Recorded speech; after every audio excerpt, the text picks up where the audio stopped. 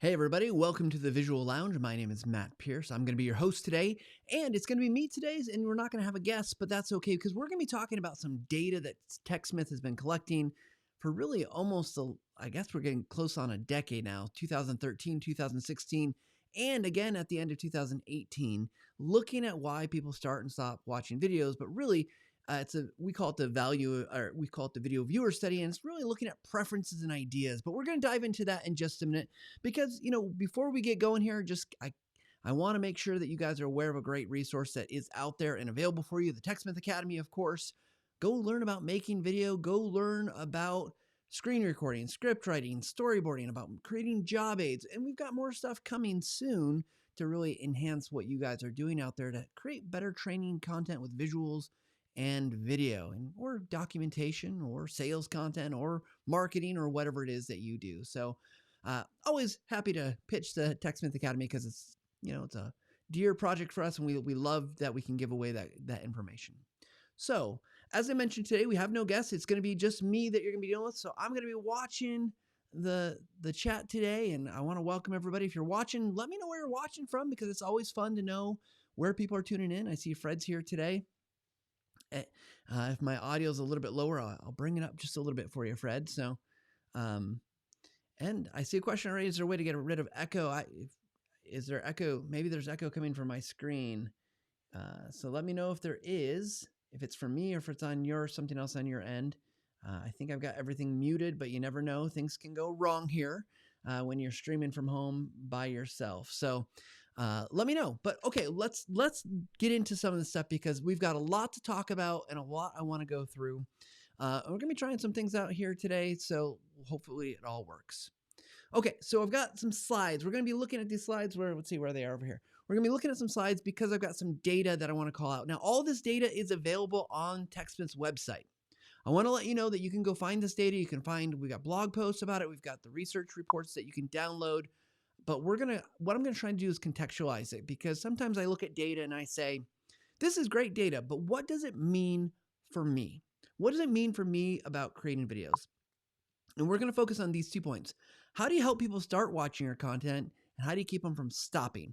And I want to be clear, there's no magic bullet here. There's not a formula that's going to be something that you can just automatically be like, if I always do this, it's always going to work. But you got to be testing your audience, testing with your audience, working with them, and making sure you're trying to do the right things. So let's move ahead here. So a couple things. I mentioned the research report. You can download it if you're watching this, or if you're listening to the podcast later on, there will be links available to you guys, but here's a QR code. I'm going to just keep moving though.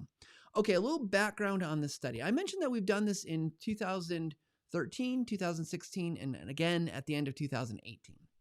And in this latest iteration of the study at the end of 2018, we had almost 1,000 participants.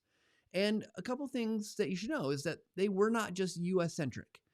There was US, Canada, France, Germany, the UK, and Australia. So still very much an somewhat English-centric kind of span, obviously not completely global, but hopefully it gives us a broader picture that these things are applying not just to a US audience, but to a more of a global audience.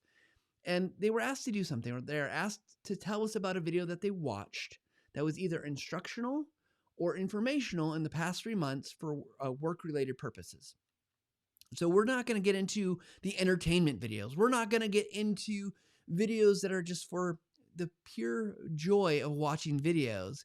But what we're talking about is videos that were purposeful for their work, and it had to be instructional, like maybe it's a how-to video or step-by-step, or informational where it's delivering a message. And there's lots of different types of informational videos. A couple other things you should know, it was a variety of industries. So we weren't just talking to students.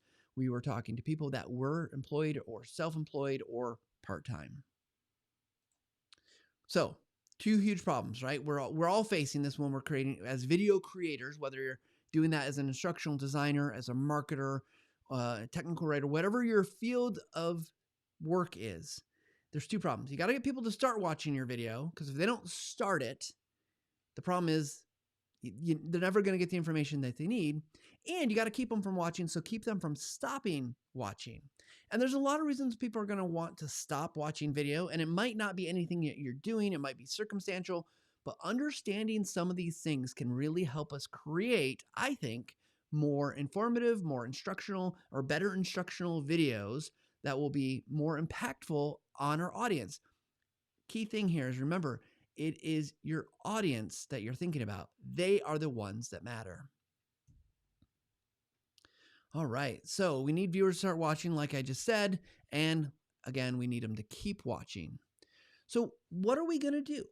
What are the challenges that we're going to do here? And I do have some notes, so if you see me looking down, I hope you don't mind. I I don't have everything stuck in my head.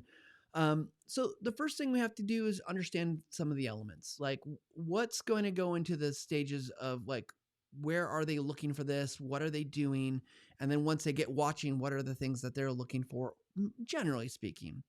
So we're going to talk about kind of this process. Oh, my message is going to come up here. So turned on my do not disturb. I don't know why. Yeah, it's going to happen. So we're going to really look through this kind of through a process here. Hopefully that will be, you guys will find helpful. But before we do that, I want to kind of lay out a perspective here. Instead of saying just, hey, Matt, this is what I'm just going to tell you about the data, I want to look at this more kind of almost like a case study. We're going to work through a scenario together. And I want your input here in the chat because I want to know what you guys are thinking. So we're going to look at a persona. And the persona here, let's just lay this out. This is a totally fictional person that I made up based on things that I know. So this is Jenna. Let me actually here make this a little easier for you guys to see. So this is Jenna. She's a training specialist at a financial organization. And like a lot of training specialists, she has jobs. She has certain things that she's going to be doing, scheduling classes, occasionally helping with facilitating courses. And of course, she's got skills and strengths, just like all of your viewers do. And she's pretty good with technology. She's not good with PowerPoint, which is going to set up our kind of scenario today. She works in the LMS. She's okay with design, but not really good. Not a strong point, but she's a really good writer. She's good at social media, and she kicks butt at Mario Kart because why not? And so as we're setting up the scenario and we're looking at Jenna, she's going to have a problem. And the problem that she has is, let's say she wants to learn how to remove the background of an image in PowerPoint.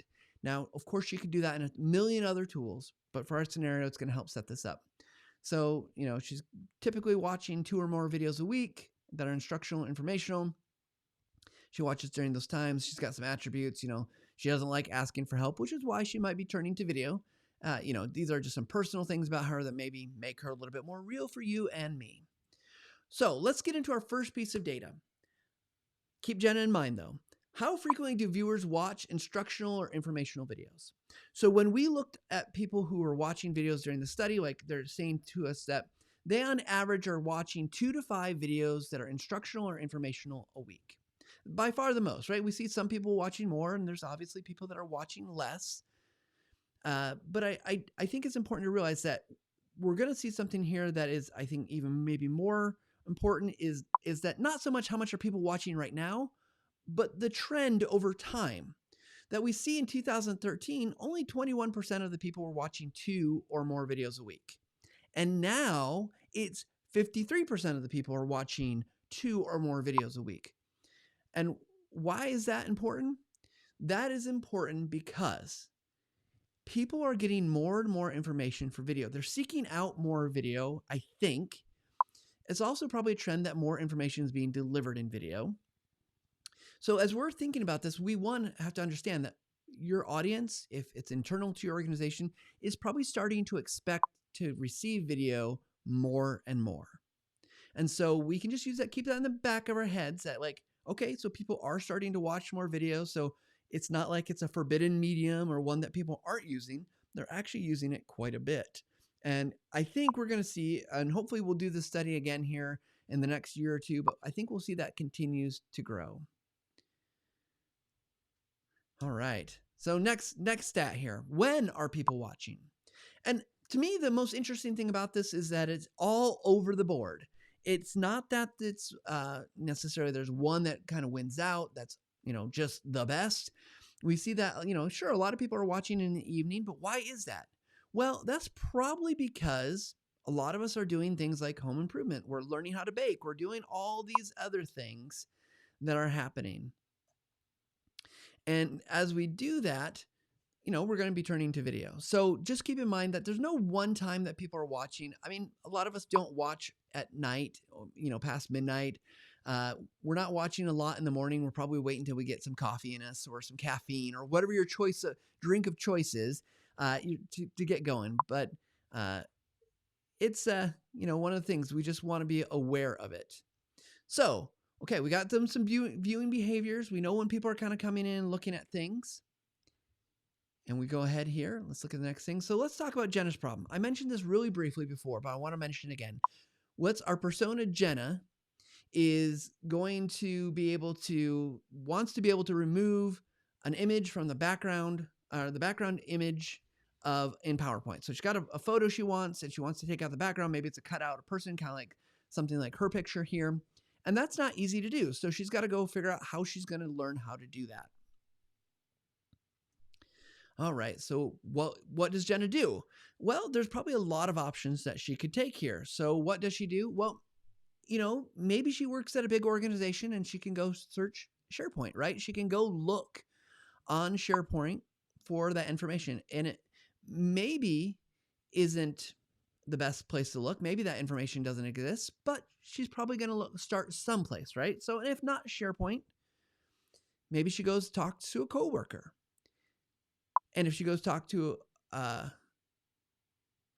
hey guys, I'm seeing your comments, the knocking noise. I don't know. I'm not hearing any sound like knocking noise, so I don't know what that is. So if you guys can maybe help me specify if I'm quiet for a second, does it stop? Is it me? Is it I'm hitting something?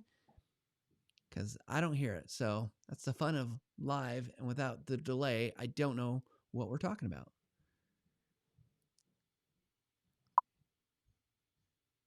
So yeah, it looks like we've got some people in here that are, if you guys just try to ignore the spam bots, hopefully my TechSmith colleagues will be able to help moderate those for me, get rid of them. Yes, thanks, Robert. I appreciate that.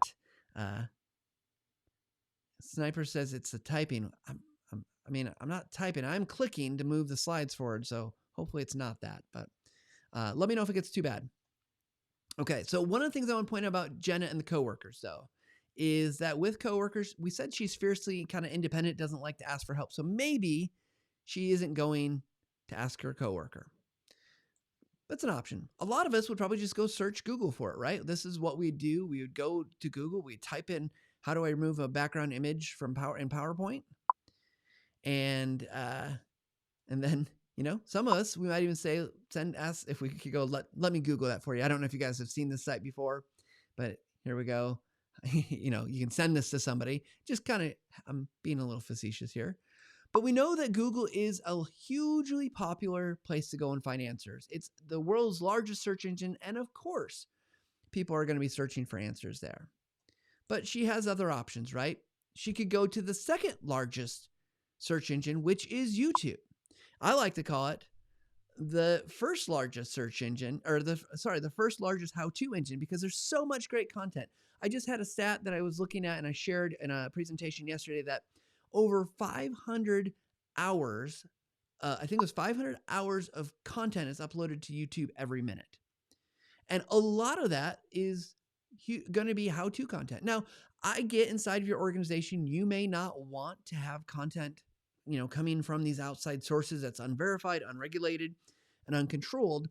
But just know that your learners are starting to get used to going to YouTube to learn how to do something. They want to fix their kitchen sink that's leaking. They want to do another kind of repair or learn how to gain a skill. They're going there, where we're probably expecting them to go to our LMS and find a course that they can take. And neither of those paths are wrong, but you have to understand, I think more and more we're going to see people just diving into wanting to use video as a method for learning. And it's never going to replace everything. I think face-to-face has a place. I think that, online interactive things like you might build in Storyline or Captivate or whatever tool you're using, those are awesome and have a place. But video, I think, is going to continue to grow. Okay, and more data here. this one is about starting to get into the mindset of how someone like Jenna looking, or how are we looking for content. In this study, most people said that they search for it. We see the Google. We also see that someone shared it with me, or they were required to watch it. Someone posted it to me directly, but not to me. So they saw it, whether it's on Twitter or LinkedIn or Facebook, something like that. Yeah, they just stumble upon it.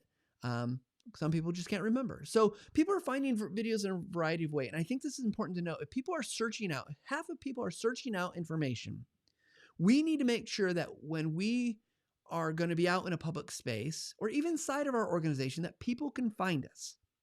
They can find our content. So if, let's say you're internally to a corporate like LMS system or SharePoint, and you don't want people using YouTube, fine, but make sure that they can find the information that you are sharing and that you are creating, so that they know that this is the definitive. There's nothing more frustrating to someone who's trying to figure something out than not being able to find the answer. I've gone through this process many times, and I can tell you that sometimes it's just drives you crazy, and you want to just give up and not worry about learning the thing. So now let's make some choices for Jenna. We've got our persona that we looked at a little bit. And Fred, I want to just answer your question. All this stuff is available at TechSmith.com. Go to resources. There's a research section. You can find it, or just go search the blog for video viewer study. And this presentation, particularly these graphs, I made, but you'll see similar ones in the actual like PDF that you can download. Okay, so Jenna's got some choices here to make. She could just do a search for, how to remove backgrounds from images in PowerPoint, and this is what you'd probably get. There's a lot to look through, and you probably look at the top 3 to 5 and never go to page 2. There's nothing wrong with that. And if you're going to go for an SEO or search engine optimization play, that's fine. But it can be tough to get on that first page. It's really tough to make your content stand out that much, but it can be done. Well, we could also go to YouTube and look at what happens when we go to YouTube. And I just did a capture of a scrolling. I just kept scrolling, and as I was going through this, and you can see there's a lot there. And this would have kept going. There is a ton of competition on YouTube. And so if you're trying to get found on YouTube, you have to know that, there's so much that you need to do. And Fred, I'm going to get you a link here. And I'll put this again in the chat, but also here. Oh, thanks, TechSmith. I'm guessing that's Jesse. You're awesome.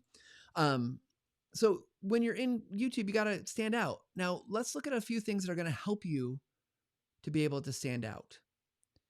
So I took a few of these different YouTube videos, and I just grabbed a screenshot, put them together, because I want to look at the variety. And I want you to look at this. And as we're looking at this, what I think I'm curious about is, which one would you choose? You know Jenna a little bit. You know that her problem is she's trying to remove a background image from a photo in PowerPoint. So how do you decide what to watch? So just in the chat, let me know. Is it 1, 2, 3, 4, 5? Which one of these would you choose to watch first? Or maybe only one that you would choose to watch? I'm curious what you guys have to say. Is there something about it that stands out to you? So if you're going to pick those, gotta work on the delay here. With the delay, I gotta wait for you to see some answers here. But I know which one I think I would choose. I'm hesitant to say. So I see someone said number 2.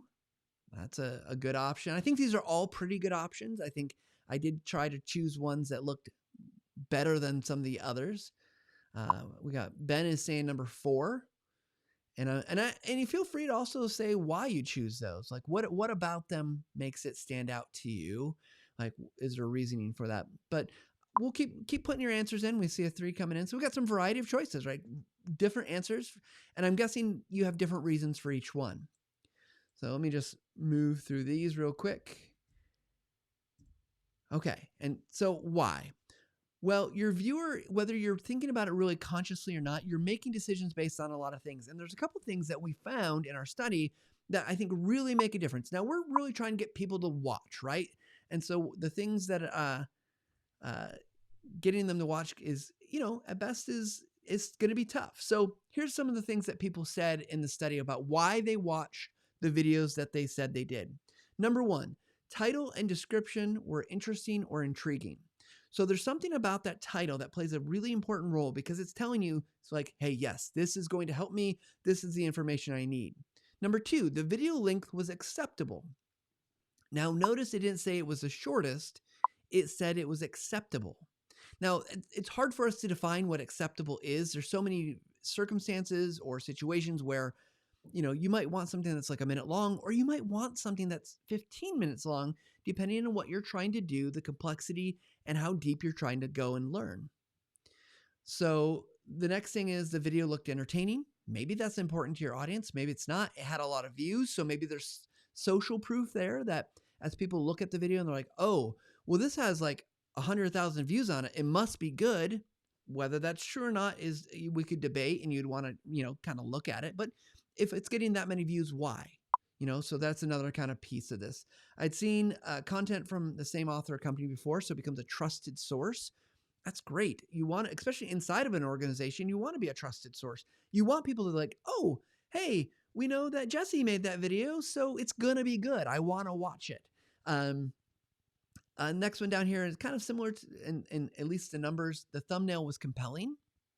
A good thumbnail can go a long way. You'll notice, like, if you looked at thumbnails that TechSmith is using, we are trying to put more and more human faces in it because it has value. It draws people in. They feel that connection. They'd heard about it, they can't remember, or they were bored. Not kind of rounds out the bottom there, not too much there. So you want to be thinking about this. So we need a good title. We want an acceptable length. We want it to look engaged. I want to change the word to entertaining. That's the word that they use in the study. I would focus more on engaging, and then get some social proof before going for it. Okay. So there's been a lot of data that's thrown out here.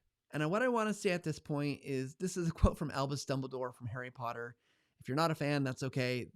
It's, from this point forth, we shall be leaving the firm foundation of fact and journeying together through the murky marshes of estimation into the thickets of wild guesswork. Because as we move forward through the rest of it, I can only speculate about what is going to work for you.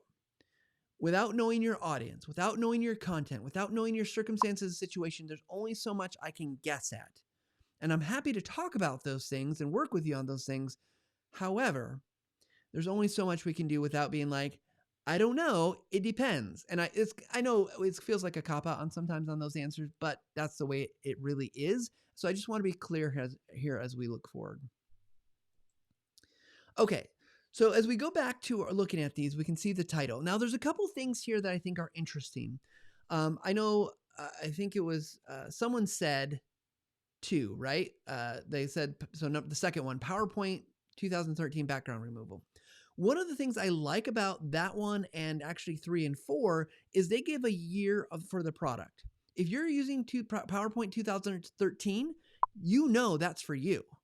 If you're not using 2013, hallelujah, it's not for you. Like, I know I think I'm on 2019 or whatever the current Office 365 version is. So I could totally skip that one. They've done me a favor.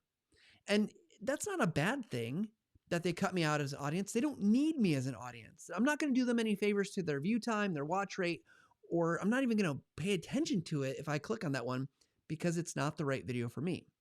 But, I also really like number 4 because it's like, hey, it's for all of these. And then it's like, it uses that key phrase, how to remove a background in PowerPoint, how to make a background transparent. So I like number 4. I think number 1 is kind of weak though, like PowerPoint remove picture background. It's got the right words, effects series. Well, that means nothing to me. So be thinking about your title. You want it to be descriptive, helpful, and allow the user to know what they're going to get. And that expectation, we're going to see in another stat here pretty soon, is really, really important. The expectation is really important, and we'll get to that in a second. So I just took these video descriptions, pulled them out. You only get so many lines in a video description typically. And again, you can see here they're doing some of the same things with like the PowerPoint version. Like if you look at this middle one here, oops, let me go back. Sorry about that. In this video, you'll learn more about removing the background in PowerPoint. It is saying basically the same thing as the title. So you want to look through these and you're going to want to write things again. Set the expectation. People are going to maybe read the description, maybe not. So just be aware that it is important though. Okay, length of video. We get asked at TechSmith all the time, what is the best length of a video? And I saw that, I think it was, let me see if I can find it here. Yeah, where is it? Oh yeah, Robert, thank you for this. Let's put you up there. Robert said, acceptable, what's that mean? That's a super fair question, right? What's acceptable? And here's what we're going to get to the data, what people thought was acceptable. But it really, I'm going to do it. It depends. And the reason it depends is because it depends on the topic. It depends on what information you're trying to deliver, the complexity. There's so many things. And we can see here that, the video, we got 10 minutes to 1 minute. And like I said before, you might want to favor the 1 minute because it gets you done, but does it have enough information? Is it going to really help me, or is it just going to blow through some high level stuff, skip a few steps, assuming that I know things, and I don't know. And it's hard to judge just from a time. So let's move ahead and look at this. Okay. So this is from the study, and this was preferred length of video. So people said to us, I prefer this length of video. And you can see, interestingly enough, that the highest ranked ones are 3 to 4 minutes and 5 to 6 minutes. Does that mean I think every video needs to be 3 to 4 or 3 to 6 minutes? No. I think you can be very successful with a 30-second video if that's all it needs. Can you be successful with a 10 to 20-minute video? Yes, you can. Some people preferred that. In our conversation with Andy Crestodina a couple weeks ago, one of the things that he mentioned is that he's making a lot of 12-minute long videos. And I asked him, why are you making that long of videos? I don't know if those were the exact words, but the thing he talked about was that it's easy to make the short videos. It's easy to just kind of pump out something and say like, oh, here you go, really high level surface. And that might be what your audience needs, but he's looking to dig deeper and give more information. And so I think it's okay. You have permission to make longer videos. Now, you might have to argue with your stakeholders. You have to really think about, does it need to be that long? Is that really got to be that much information? And really make the decisions based on that, not just an arbitrary length. So I would definitely think about what content you need. So make it as short as possible and as long as needed. And good editors in film and video learn to cut out as much as they can, but leaving the core necessary critical information. But don't focus on 2 or 3 different points. Focus on just one point. And then, if you need another video, make another video. So, but we have some flexibility and leeway to make longer videos. I think it's becoming more expected, more acceptable. If you would have asked me a couple years ago and I'm like, hey, Matt, go on YouTube and Facebook and LinkedIn, tell us how long it should be. I'd be like, 2 minutes. Got to make 2-minute videos or no more than 3. And I've changed my mind. I think there's lots of room here for a little bit longer form. Again, if the content is focused and it's going to be short as possible, but long as necessary. And the cat's right down here, guys. It's working from home stuff. The cat's trying to get onto the live stream. She has lots of opinions about the length of videos. Okay, thumbnails. Now, thumbnails didn't rank real high on that preference. It wasn't at the super top. It's kind of in the middle, but I think it's important. And I think we've got some good options here. When we look at thumbnails, I really like the ones that are speaking to me. I think number 3 does a great job because it shows you exactly what you're looking for. And so just like this, oh yeah, that's exactly what I'm trying to do. I think number 2, it has a strong brand appeal. Like I know it's about PowerPoint, but I've got to read it and I may be skimming fast because we saw that long list of PowerPoint and I might just skip past it because it doesn't look like anything that I might want to do. Sorry about that. I think number 4 is pretty good. I think, I feel like number 5 kind of misses the mark just a little bit. And I'm not a thumbnail expert here, but be thinking about what's going to draw your audience in, right? What information can you convey in that quick glance? That's what it's about. It's a quick glance. I can see it. I'm going to look at the title, look at the thumbnail. I might not ever read the description and boom, I'm in. And so just be thoughtful about that. And even if you're in an LMS or you're putting a video inside of a course, like entice your viewer. If you want them to start watching your viewer, you got to work at it a little bit. And I know for a lot of people that are not marketers, that feels like, why do I have to do that? They're compelled. I'm making them take this course. It doesn't matter. You want them to have that initial like, oh yeah, this is for me, or this is going to be okay, because why set them up with this like a black screen with the play button on it? Give them a little bit more so that they are enticed to watch it. Okay, so shifting gears a little bit, we've talked a lot about kind of that start, what people are looking for. Why do people stop watching your videos? Real quick here before I get into this, though, a couple of things. Robert, I like your comment. Use skip buttons in videos to help viewers move to the next point while recording sections into more detail. Yeah, absolutely. If you have the ability to put in a skip button to move them ahead or break it up into smaller chunks, that's really great. Jason. Hey, Jason. He says, hey, Matt, I'm going to put this on the screen for y'all. How long should someone wait before making changes to their video? Meaning if they think they know why someone stops watching, how long should a live video live before making adjustments? I wish I had a good answer for that. I've got my class. This is my classic TechSmith I made a huge mistake story. We created a video, and maybe some of you have saw it. I don't know if you can find it publicly on YouTube anymore, but it was like a 55-second video about green screen in Camtasia. We wanted to like help people to know you could remove a color in Camtasia. And so we decided to make this action thriller commercial, and it was based on the TV show 24, roughly. And like there's a running shot, the guy opens up a briefcase, and there's like we had dry ice and steam comes out. It was super fun to make. It turned out really well. We were all really thrilled with it. We put it up. We actually were advertising on YouTube with it. Views were going crazy, and we looked at the data. And one of the things that we saw, when you look at the analytics, you could see where people fall off. And at 37 seconds, we saw this drop off. Now, this is a 55-second long video. We had another, 12, 15 seconds that we needed them to watch, because at the very end was the tagline. That's when we told them this was Camtasia that they just saw that was so easy to remove a color. But at 37 seconds, something happened. And we saw probably 50% or more of the viewers just drop. And what happened in that video was you had this idea, this guy was like trying to give a presentation, and he needed a file. So this guy is running it to him and removing the background and all this stuff. And then we had people applause. They, yay, great presentation, yay, which signaled the end to the viewer. We were devastated. We had failed.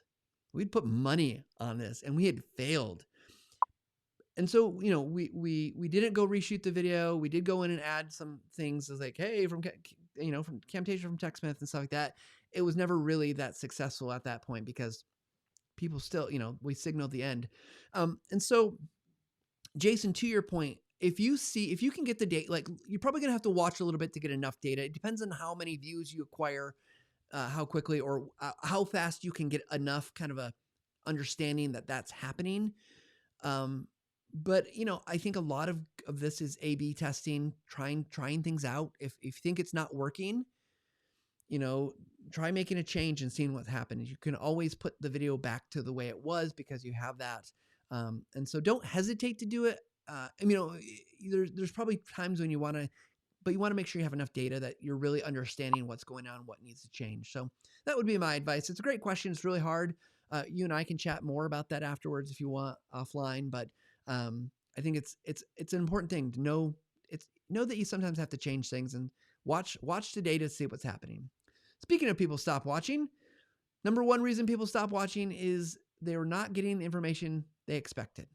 Those expectations, that title, that description, that thumbnail, setting the expectations. But if they're like, oh, I thought this was about removing a background and it's really about making tables, they're going to stop watching it because it's not for them. Number two is a little bit scary. I was bored and it wasn't interesting. That's tough. So we need to be engaging enough to allow people to really, get into it. And sometimes that's going to be hard. That's going to be topics. You're going to deal with topics that we'll call them more difficult topics. So you need to be thinking about that. What can you do? I think we don't have to necessarily make the most creative, viral sensation video that's going to be funny because, I'm not a comedian. You guys, if you listen to me this whole time, I'm not that funny. But I think what we can do is help them to invest in the concept. Compliance training is a great example of this. You've probably had to do some kind of harassment training, or you've done something like cybersecurity training, those kind of things. What I'd recommend is help them understand why that's so important. What's the value to them? What's the value to the organization? Why are we compelling them to do this? And I think that can help make it a little bit more interesting. It still might be boring, but maybe you can do things to spice it up. Number 3, can't do much about. They had something else to do. If you are inside an organization and they're watching this on your internal network, can you pave a way to make sure they have time? Can you make sure that you're giving them time and permission to step away from whatever their daily work is to do this? Number 4 here, I think it goes really to the first one. It didn't cover the right topic. This is where it's maybe you're like, oh, we're going to talk about, I'm trying to think of something like Camtasia. Like, we're going to talk about using interactive hotspots, and you don't ever really get to it. Or you talk about something just adjacent to it that's close, or maybe didn't go deep enough. Number 5, I got distracted. I can't help them. I don't know what we can do. The quality was poor. I don't want us to get hung up on that one. I think there is, you can have poor quality. Other, very bottom of the barrel, it wasn't entertaining. A lot of times it's not our job to entertain. If you can, you can. If not, but I don't think that's really, can't really do much about that one. Okay. So we talked a lot about these, right? If you look in the mirror and they're saying, this is not what I thought I'd see, we need to really kind of hone in on that and understand it. Ask your viewers, did this meet the expectations? Talk to them, do surveys, do polls, figure out, make sure it's matching. Again, bored, not interesting. We get it. People don't want to hear the same thing over and over. They don't want to be learning the same things 12 times, because if they've learned it, they've learned it. So can you make it a little bit more interesting for them? Provide maybe a unique perspective. Hopefully, looking at Jenna's perspective today provided a little bit of that. They have something else to do, make that time for them. So if you were creating a video about removing background in PowerPoint, how would you keep Jenna watching? I'm curious. Like, what are the things that you would do to help her? For right now, I know I'm going to probably, first I'm going to get her in there, start watching, and I'm going to try to make it interesting. Removing backgrounds it's this kind of interesting subject. So be thinking about that. What would you do? What kind of things that you would want to see? For me, one of the things is you got to keep that fire burning. Help her to feel like she's progressing. Help her to feel like she's going to be successful, that she's getting the information she needs so she can do the thing that she wants to do. Now, I don't actually ever remove backgrounds in PowerPoint because it's difficult to make it look good. But I do think there are things that you can do in any video to help make sure you're maybe build in a little bit of mystery. Maybe you're giving some interesting things that are going to help them be successful that they wouldn't have thought of. So just kind of keep them moving along. So what are some of the key elements? So reasons people were interested in watching it, and I think these are important. I genuinely was interested in the topic. We can't always guarantee that, but if you can, you're going to find people that are, make it interesting for them. Content was relatable. So think about your people that you're talking to. What's going to relate to them? If you're talking to lawyers, that might be very different than if you're talking to someone who's working on a construction site and they have to worry about health and safety. Or let's take an extreme. Maybe you're talking to nuclear scientists, right? Like, you might have to find that there's different ways to relate to them. The speaker could be interesting. There's professional style or video effects, so things that you see might draw them in a little bit. This next one at 24%, good music and audio. Let's pause here for a second and say that good audio is critical. If I could give you advice on anything to upgrade, good audio. And if they're still clicking in the video or in the audio, I'm sorry about that. I don't know what's causing it today.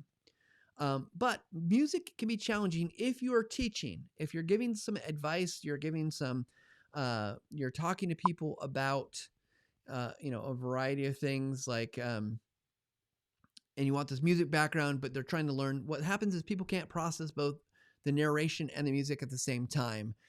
So you want to just be mindful of use music sparingly. If you're unique or humorous, that people were interested in that. I'm not that unique or humorous, but I get the concept. I was required to watch it. Yep. and quizzes or surveys. So think about quizzes and surveys not as just a testing methodology, but a way to say like, hey, take a break. In fact, Dr. Richard Mayer, in an article that was published not too long ago, he's doing kind of a research literature review. And one of the things that he said is that having your learners summarize what they're learning throughout like the video watching process actually increases learning. And there's probably lots of ways to summary. They don't just have to be taking notes, and maybe that has part of it. I'd have to look again at the article, but there's definitely something to say like, hey, don't just turn this on in the background. What did you think? What are 3 things that you learned? Even if I said today to you all, what are your top 3 takeaways? That in theory will help your learners to learn more and take more away from it. It definitely helps with long-term retention and memory. So what are we going to build? We're going to build content that we can relate to. This guy in his, leisure suit, and he's actually standing in a swimming pool. I don't relate to him. But your videos, you want to make it relatable. You want to make it something that people can focus on. We got the speaker. So I don't want anyone to feel like they can't do this, because you can. It doesn't mean you have to be the world's best professional speaker. And I mean that. What you have to be is someone that people can look to and feel comfortable with. They want to feel like they're talking with you, or they want to feel like they're learning from an expert that actually cares about them. I think those are the types of things that are going to make a difference. Professional style. I'm not really sure what professional style means. I think there's lots of ways to be professional. I don't think we have to be perfect. We don't have to, there's a lot of things that don't have to be super high quality that can be successful. I did mention audio already, but again, I cannot stress it enough. Get yourself a microphone.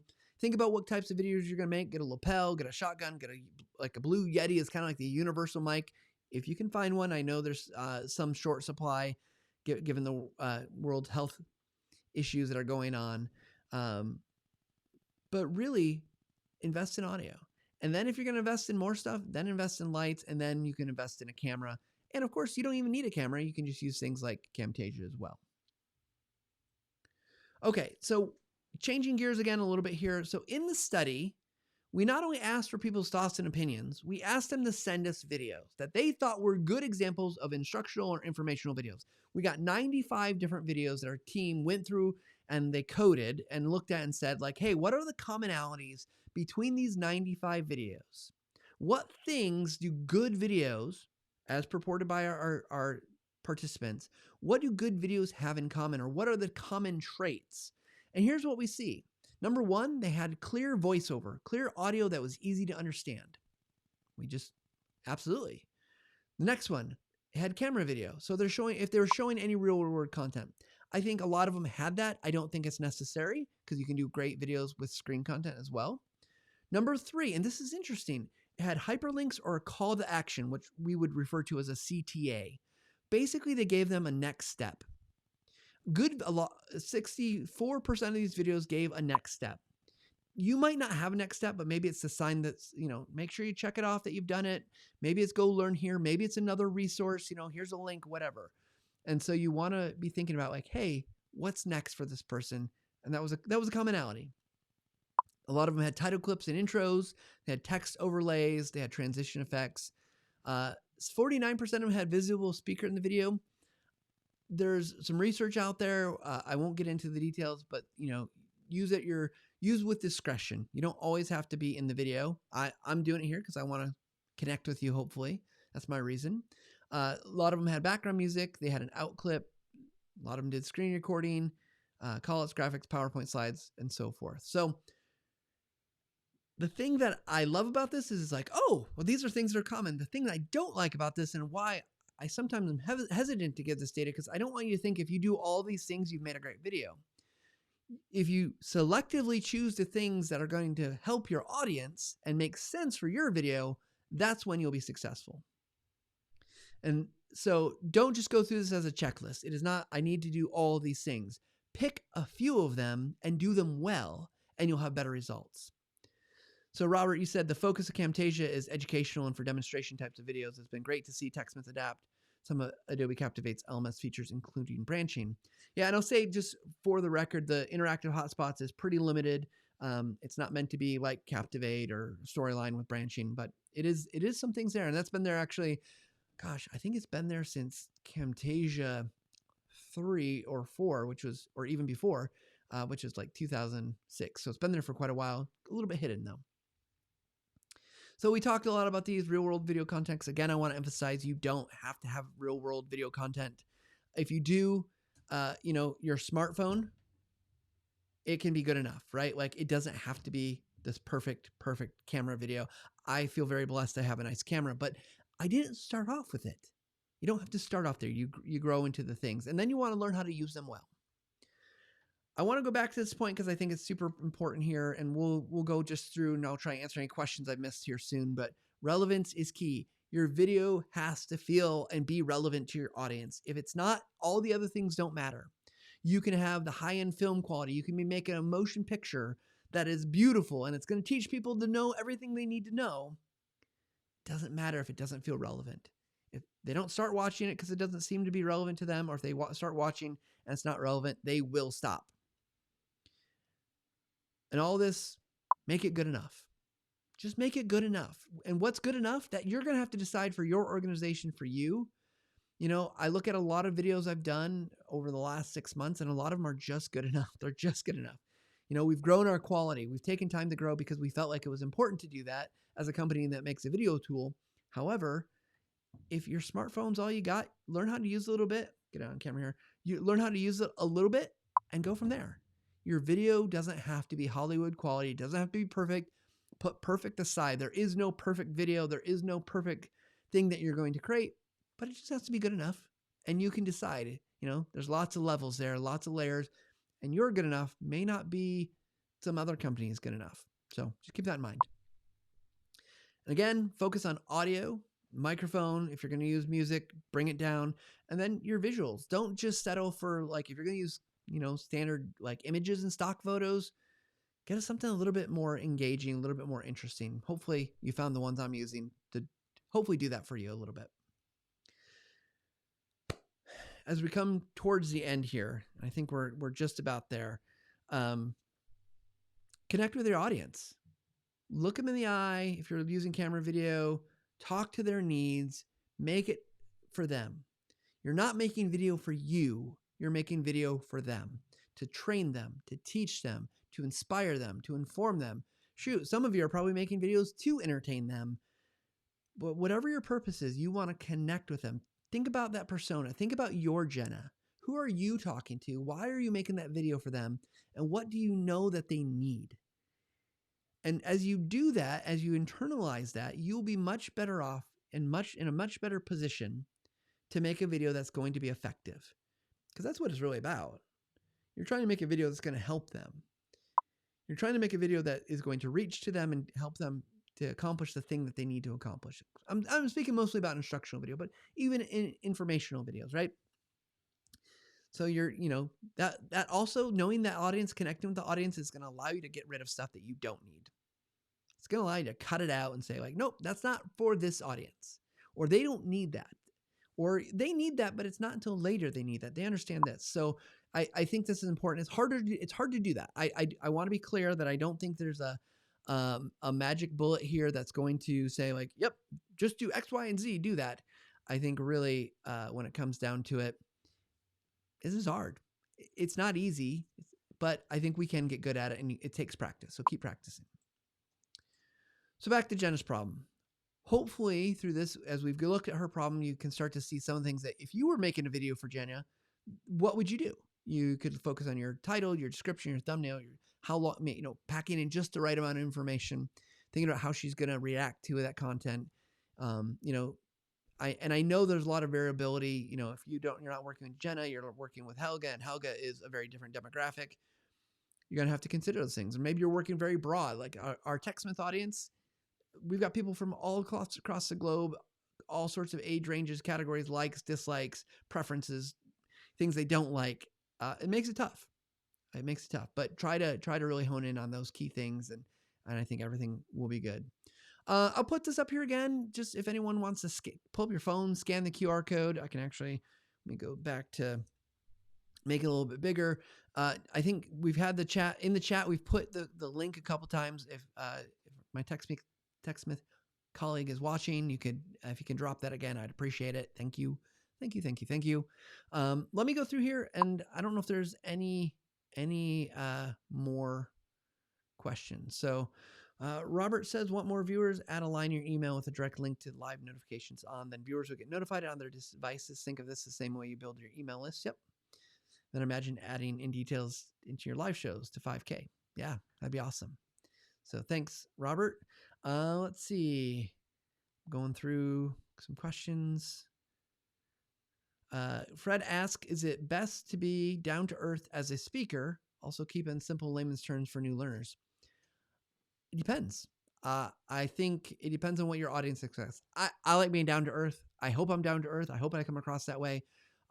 Layman's terms, I think speak in the language of your learner. So if you're speaking to experts or speaking to people who are knowledgeable, let's say, Fred, you're talking to people who are making video already. Use the words that they're going to use in video. So it's interesting in this dichotomy of like my world that I work in. I think about like I work with Andy Owen, who is our video producer, one of our video producers, and he uses a lot of video language because that's his background. And we had another video producer, and he was really into video production stuff and really talked that language. And I picked up on some of that.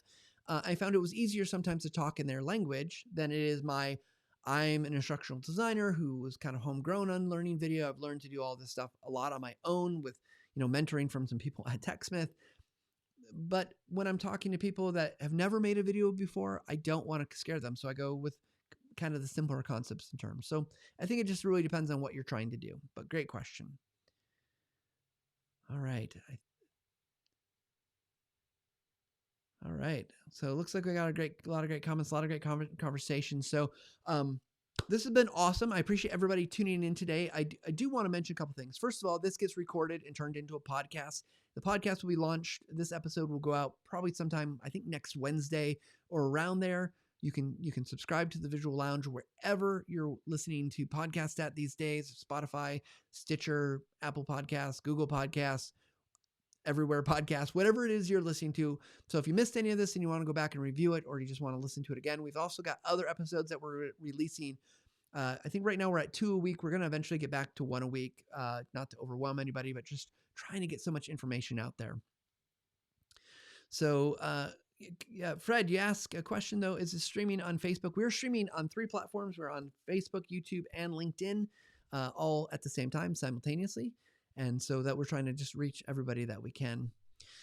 So before we end today's show, there is a segment that we like to do. I like to wrap up because I've just given you a bunch of information you can go find. You got plenty to probably read and look at, but I do want to talk about some of the things that are new at TechSmith this week. So let's go to it.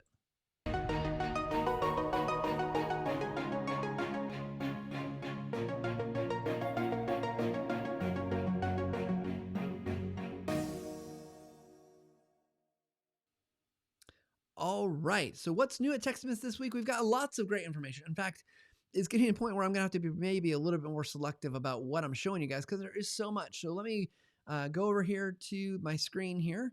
You can see we got a new blog post, how to add music to video. We talked about using music, a step-by-step guide. And there's Andy Owen, one of our fabulous video producers, and he is going to talk you through that process in the video. But you can see the blog post has got all these great steps, and it's going to walk you through that process and help you to understand why background music, like we talked about from the video viewer study, why that's so valuable. Can even tell you where you can find some video or some music. And see, it's got lots of great information. So that's the first place you might want to look. That's just go to techsmith.com/blog. You can find that. You can also find what is how to transform your remote communication. And so this is a very popular topic where we're working in environments that are crazy. Everyone's working from home. At least a lot of us still are and probably will be for a while. And, thinking about some other ways to communicate with your colleagues. And a lot of that could be visuals. And there's some huge benefits. This is another research project. You can see that there are some huge benefits from communicating visually with your coworkers that can save your organization and you a lot of time. And so this is huge. It just keeps going and going and going. And so very practical advice on that topic. Go check it out. It's another really great piece. This is actually one of our podcast episodes. We had a chance to talk with Tim Slade, if you guys tuned in for that one, but you can go and review that video and listen to the podcast and get kind of a recap of the show if you don't have time to go back and listen to it and watch it pull out some of the highlights there for you. So you got that one. And another one of those is taking time with to learn with Alexander Salas. And Alexander just launched eLearning Launch, which is a kind of a learning platform company. Again, you can watch the video. You can hear some of the great things he talks about learning to learn. Because I don't necessarily take a time to learn. I'm always thinking about how do I help someone else to learn when I know I need to do that as well. Of course, last thing before we leave, we've always got the TechSmith Academy. Plenty of videos out there to go watch. Go check the new basics of screen recording course. And if you don't want to watch the course, you just kind of want to get week by week drip to you, it is on YouTube. We're launching those new videos every single week that you can tune into and watch. So let me just check here if there's any other information that you guys have or questions you got. For sake of that, let me switch back here off this. If there are questions, I'm happy to stick around a little longer than normal today, just to see what else you guys want to talk about if anything came up.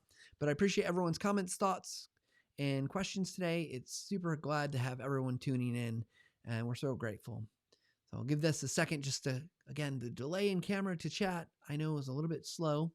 But, so what do we got? Let me share what's coming up. We got next week, Brian Fanzo is going to come on the show. If you don't know Brian is amazing. He does tons of speaking about tons of different topics, but his motto is press the damn button. And it's going to be a great topic. Let's talk about the fear that we have with making videos, fear with not being good enough. And we're going to go with that. And we've got some other great topics coming up. Later this month, we're going to be talking with Anton Bolin, who is a TechSmithy, and he is going to talk about simplified user interface. And we're going to be going deep into what that means and how you can use it, how we know it works, and things like that. And then, the good news is we've got plenty of other topics to talk about. But if you have a topic, let us know. Well, I'm not seeing any other comments, questions coming in, so I'll leave it with this, everyone. Whatever you're doing, whether you're making visuals or video, you're training, teaching, doing the things that you do, we hope that you're taking time to level up every day. And we'll see everybody next week. Thanks, everybody.